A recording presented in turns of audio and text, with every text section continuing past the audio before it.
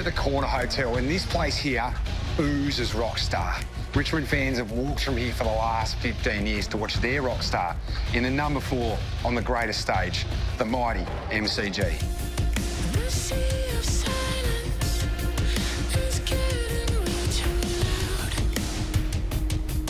Slight veer off Swan Street and the anticipation is building. Can you feel it?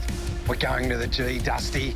What highlight are you going to give us today? Oh, the don't argue worked nicely. From Castlemaine to the Big Smoke, in 2009, he walked through those doors of Punt Road, a boy in a man's body. Little did we know what we had. Shy, unassuming, but I tell you what, a competitor within, an absolute winner. And quite like this Tesla, what did he do? When he hit the ground, he let the footy do his talking. It's Dustin Martin. Just dismissed him with disdain. Trademark Dusty. Oh, on the ground. Dusty. Dustin Martin from nowhere. So what's it like to play with Dusty? What's it like to be in his presence? I can imagine it's much like Michelangelo when he painted the Sistine Chapel. Michelangelo, he had a brush. Dusty, he's got a sledgehammer. Beauty and brutality mixed together. So the boy from Castlemaine, destined for greatness. When the eyeballs were on, so was he. And the winner, 2017 Norm Smith medal. The Norm Smith medal. Again, is Dustin Martin. Dustin Martin! A triple Norm Smith medalist, the only one that has ever existed. His fingerprints are right over these 3 premiership cups. The greatest big game player. As good of a player as he was on field, he was an even better celebrator. If you're a bottle of Dom Perignon after a Tigers premiership victory, good luck in this rock star's hands. The final siren went on those 3 times on those 3 famous victories, and it was Dustin's face I saw first. When the final siren went on my career, it was the first face I saw again. So if you peel back the layers of who Dusty is, the tats, the haircut, the brutality, I reckon he's just a big softie. Love you, brother.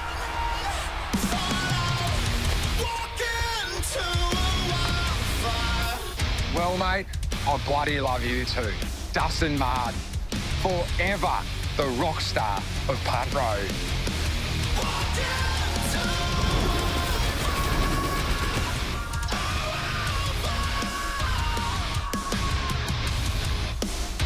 What a setup that is to Saturday twilight here on Fox Footy and Dusty 300. Jack Riewoldt, welcome. Gentlemen, I feel a bit like we're left-handed over here at the moment on this side of the table. Anthony LaPaglia would be happy with that. Yeah, one take that was. Oh, yes. Knocked That it was over. brilliant, One Jack. take just rolled through. That was good fun. fun. When you got your passion in it like you showed, Yeah. it's not a job, is it? That would No, have that been was really enjoyable. great fun. Great shout out to Anthony Bitsalis, who's in here and has done some work with 360 before, but he put that together, and the crew down there, we managed to get a great day.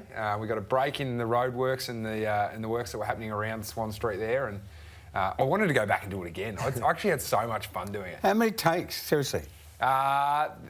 There was one bit that probably I had about maybe 10 goes at, but other than that, it was sort of the first or second go because you sort of segmented out, so it's good fun. Nice. Join in a love. Pick a single moment. Look, it is really hard to pick out one signal moment, but I think, and I loved yours, Robbo, because that was at a crucial time, that goal. Massive. Mine, same game, last goal that Dusty kicked in Brisbane on that famous night, where here it was literally 1v4, and I think there's an element of Dangerfield there as well, because he's probably those two have probably been going to and fro for who is the best player in the competition for that period there that you mentioned before, Gerard, that 5-year patch, and there's something about that just symbolises, like, that's who Dustin is. Like, he just grabbed that moment, kicked that goal, and had that look of euphoria and celebration on his face that when there's a moment like that happens, he knows it. 100% he knows it. We think we know Dustin because we watch him all the time. Do you have secrets with Dustin away from footy that are just between Dustin and his teammates, or do Dustin and yourself and a couple of the... I'm not talking bad secrets, just closeness, mates, secrets. Yeah, you do. Yeah, of course you do. And I think as we've grown around Dustin, we've come to, like... You're an element of you's a little bit protective of him as well, because he clearly doesn't like doing the media. He's not an outward person. So, I mean, we understood that early on. Now, you could push against someone and go, well, you should be doing the same amount as what we are because it's in your contract, or you need to be that person at the club because you're an older player and you're the best player. But that wasn't going to get the best out of him. So I think there's a mutual understanding between a few of us is that we sort of picked up the slack for that area there, and he repaid us pretty well when we needed him on field. I like that idea of a wall of protection in a lot of ways around us. How did that play out? Look, I think it's more so just understanding who he is, and you get to know people over a long period of time. Obviously, I spent sort of 14 years of my life with him, and playing, that is. And from there, though, it's just... I mean, that's what mates do. And he is a fantastic mate and a fantastic teammate. I can remember back to early days, probably 2011, and we were being challenged, and we watched this edit of the first quarter, and it was nothing to do with anyone's skill. It was the number 4 at 19 years of age going around and picking blokes up off the ground at every stoppage. And I think there was something ridiculous, like 15 times he went and grabbed someone, and he was the bloke to pick the last bloke up off the ground. And that's that element of team, that element of camaraderie, that element of leadership that he actually oozes. And because we don't hear him talk a lot, you don't hear him spruik it, or you don't hear many people spruik it, but he's a fantastic leader.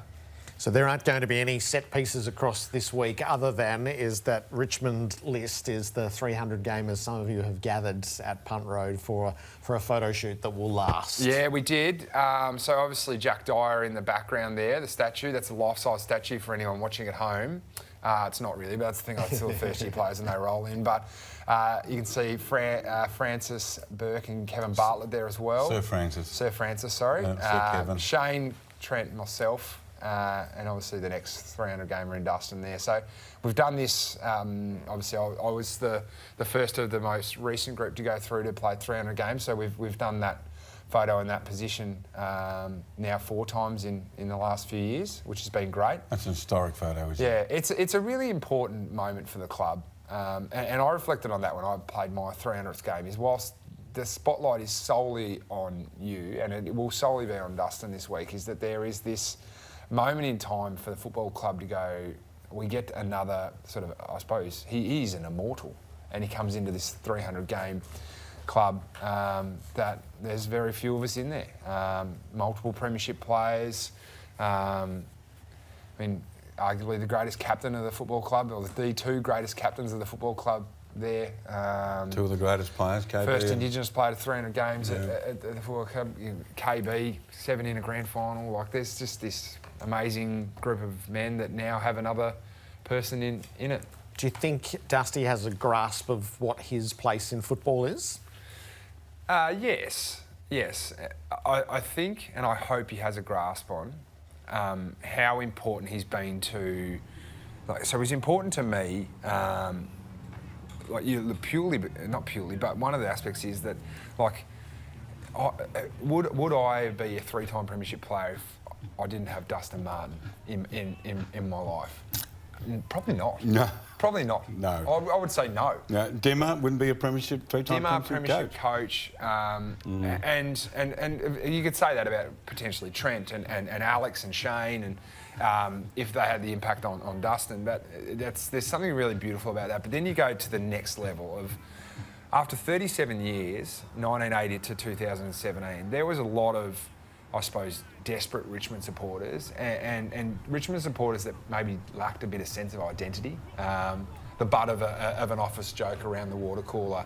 A generation of kids that have come through asking their parents or the person who ever made them go for Richmond why. Yeah. And then all of a sudden, 2017 happens, and it answers so many questions for people, but it also connects so many generations. And you ask about what are special moments about winning a grand final. When you break a premiership drought, that is arguably the most special thing that you can do for people you possibly may never lay eyes on.